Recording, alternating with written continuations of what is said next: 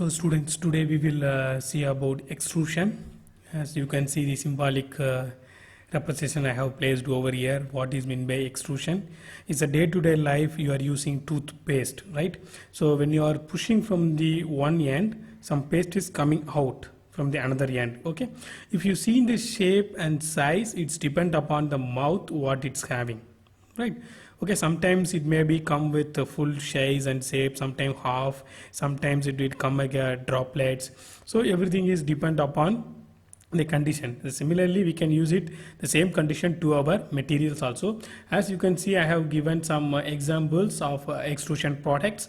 Most of them is aluminum. You can see different profiles are available, whereas if you are going through casting process, it is very difficult to achieve this close tolerance. So we are using extrusion process for these products. So you can see very good dimensional accuracy we have got. Okay, and the material also nearby aluminum and its alloys only, not for others. So if you are coming back to this example, if you are pressing the force on one end, okay, assume that which direction you are giving the force, the same direction it is coming out, right?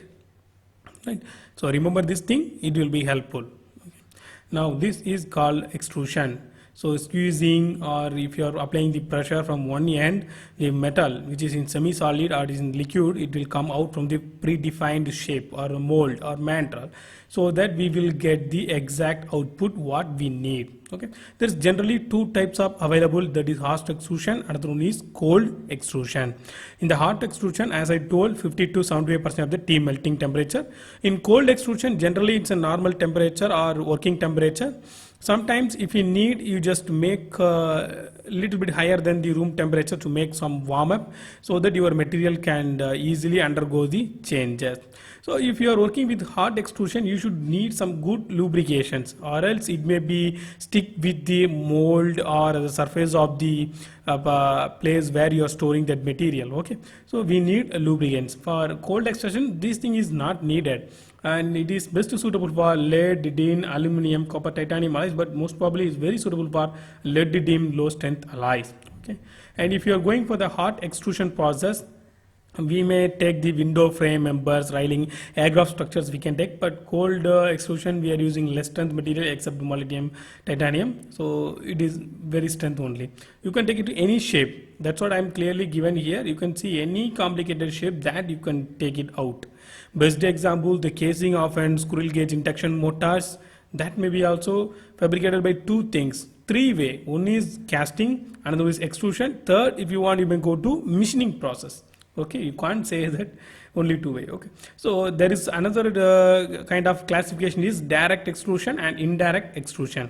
So whenever you pressing the paste from this direction, paste is coming out the same direction, right? That is called direct extrusion or forward extrusion. Okay, billet is nothing but the paste content which is inside your paste cover.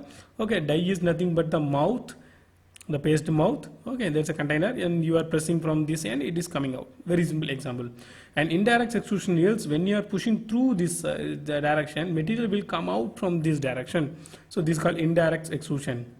So there is few questions from this seminar. First one, within these two, which one is more economical in terms of power and accuracy? That you should check and tell. Second, we'll go to the applications. We can complicated shapes, hollow tubes, we can take, that's not a matter. And wire also, if you want, you can take, no problem. Okay, high section, edge section, yes, that is possible, we can take, no problem. So in extrusion defects, as I told, sometimes the paste will come from as like exact shape of mouth, or sometimes it may be very less with something different shapes, right? So here also I have three different type of defects is available. I have shown first one is the center brush. In the center there is no material, you can say breast mean is opened, and you can see the shape somewhat different. White color is indicating this, there is no metals. And you can see the second, it's a piping, there is small opening over here. And the last one is the surface cracking. Yes, the surface is cracked due to the abnormal behavior, because they are going to solidify after the extrusion process if you are working with hot extrusion, or maybe lack of material, so that during a contraction it will absorb all the material, so surface will be cracked in the top side. So this is some cross-sectional views of the center cracking. You can see this portion is small crack is available, and here also there is small crack is available. So how it is happening when you are pressing the material force from one end to another end, so material start flowing through the mantle or the die which is we are using over here. So where it is come and plastically it is deformed over here, then it will start contacting with each other. If it is cooled and there is been something and center burst is available. Okay, this is how sometimes these two may be touch over here. After that there won't be any contact, so that there will be a small crack or void will be available. This is how the center cracking or internal cracking is taking place. Okay, so thanks for watching. We will go to next session and shortly. Okay, that is maybe a forging process, or continuation of this one may be a drawing process. Thank you students. Thank you.